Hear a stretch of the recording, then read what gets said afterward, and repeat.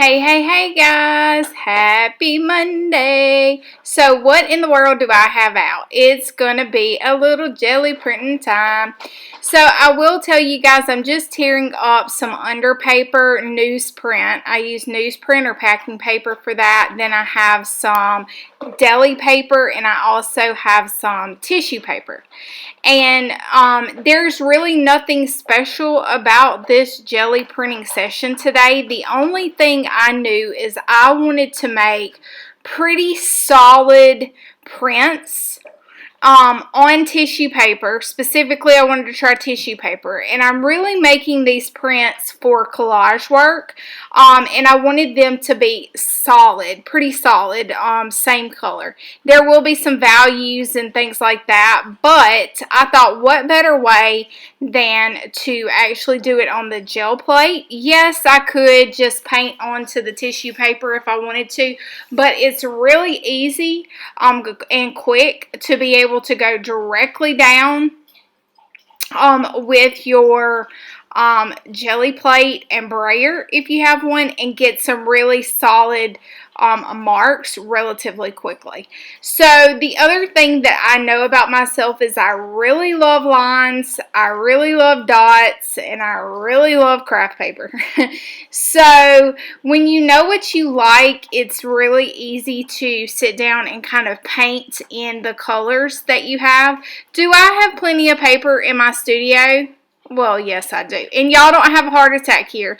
I did clean my jelly plate for one of the very first times I can ever recall. And I'm just spraying some water and doing a baby wipe here just to get some of the hard, crusty giblets off of the side, because even though I've got lots and lots of prints out of this, I still had some like hard, dried on pieces that I really wanted to move on around its way so I could get a really nice solid print. So I digress. Why am I making these painted papers? Well, I have lots of papers. I have lots of jelly plates. Jelly printed papers. That's what I'm trying to say. What I don't have a lot of is solid, relatively solid, or minimal, like multicolor papers that I can use in collage. So instead of going and buying them and hoping they are in the hues that I know that I will use, then I'm going to just do that. Now, what I did really like is, look at this, guys. I'm doing this on tissue paper. So this is regular tissue paper that you can get at the dollar store, or you can get like in your gift bags. This is white tissue paper. We used it in another like collage paper making video, but I really thought that it may tear, and I was very, very surprised that it did not tear. And what we know about tissue paper is we know that when you collage it with matte medium, guess what? It doesn't even show up. It just kind of melts into the background. So I figured while I was doing, I might as well try that, and it worked beautifully. So if you've never tried tissue paper, then give it a go. This is deli paper. I will say I probably like deli paper the best, just because it like just picks up such beautiful color. However, sometimes deli paper will show in the background. So, I mean, you know, you never know unless you experiment with it. And this brayer had a piece of thread on it because, God bless, that's just how I am, y'all. And I'm using this beautiful coral color. And I'm just pressing it down really good, and you can see I'm getting some different values and different colors there, and that's fine. Now, the one thing that I wish, okay, or maybe this is a thing and I just need to buy it, but I need to get the bigger gel plate. And the reason I say that is because I do not like that white edge. Like that piece of, so that's a 12 by 12 piece of deli paper, and then I always have that white border around it. Oh, I cannot stand it. It drives me nuts. And I mean, guys, let's just call it like it is. Deli paper is relatively inexpensive. Tissue paper is super cheap. But that waste of that white rim, oh, it drives me bananas. So if there is a 12 by 12 Gelli Prints plate, I need to find that thing because I don't know. Sorry to go off on a tangent, guys, but it just drives me bonkers. I guess this is like an 8 by 10 Gelli plate that I'm using here. So I know that there's a bigger one, but I think it's like 11 by 14, which would be much better, but I would still have an inch.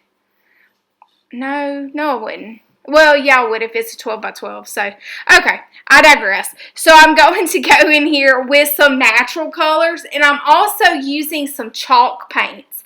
I don't recall ever using chalk paints on my Gelli plates, so I thought, hey, while we're experimenting, might as well see. I do really like how that was the first piece, guys, that actually tore. So as I was saying, I really like the matte colors in general of chalk paint. So I thought might as well try it, and I really like how they turned out. They work just as well as anything else. And you will notice that I am taking some of those pots of dilutions paints because they sit on my shelf and I never use them. So because of that, I'm having to dig in with the stylus, but I really love this olive green color. And again, I'm not doing anything special. I just want to get some really solid colors so that I could tear those up and use those to create collages. And you know, they will be torn apart, but they do give me some really nice solid colors. And since I have a lot of paints, might as well go ahead and use what I have opposed to going to buy paints. I mean, not paints, but papers. So I was using the newsprint, which is also a really good collage material. And you know I had to pull out the Lucas Payne's Gray. Now I am going to do a Prima stencil here. And this Prima stencil has irregular circles on it. And so the goal here is just to get the circles. So I'm going in here with the brayer and that Payne's Gray. And I just want to create a background with just faint light circles. So I'm going to use the deli paper to do that. And I really think when I was rubbing it with the brayer, I was picking up a lot of the dots. So it's sporadic, which is perfect. I'm actually going to turn around and use that, what would that be? I guess like the positive space of the stencil, because I mean, why you want to waste it? And then I'm going to try one more time just to go in with the Payne's Gray and put it through the stencil. And then I realized if I did it with my finger, it came out a lot better. So I did that, and now I'm going to try again, and I like that better. So I'm going to continue to do the same thing over and over again. Oh yeah, those are going to be great collage elements to use. Little specks of green did show up, but that's okay. I don't mind. And so then I decided to use that Payne's Gray, and this is Lucas Payne's Gray, my absolute favorite Payne's Gray. And I'm going to go in there with a stencil brush and actually stencil through the stencil with the brush itself, and I got more coverage with that as well, just because that stencil is so fine, but I really like those dots on that paper bag as well. And then I decided while I had it out, one of the things that I like in my work is always this dark, almost black but not black Payne's Gray, and then numbers and letters are always fun and interesting. So I'm going to take this stencil, and then I'm just going to lay it up top there so I have a positive and a negative. Well, I don't guess it is a positive or a negative. Maybe it is. And then I'm going to lay that tissue paper down, pull it up, and boom shakalaka. Look what we have. I like it. I really like that one a lot.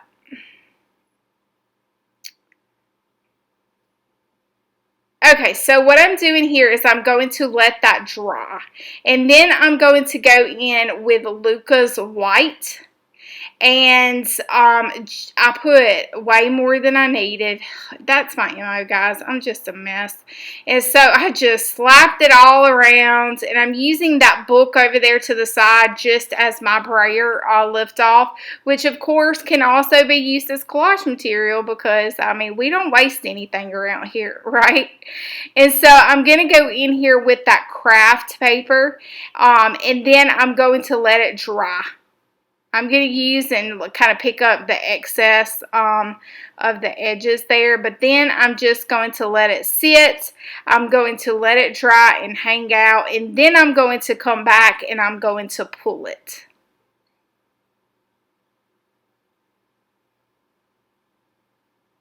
Oh, yeah. I like it. And then I saw the bag was kind of tearing at the top, which is fine. But then I got this really cool faint alphabet, but I really enjoyed it. I hope you did too. Thanks so much for joining me this Monday. Hope this inspires you. Make sure to click the subscribe button and leave me a comment. And until next time, toodaloo.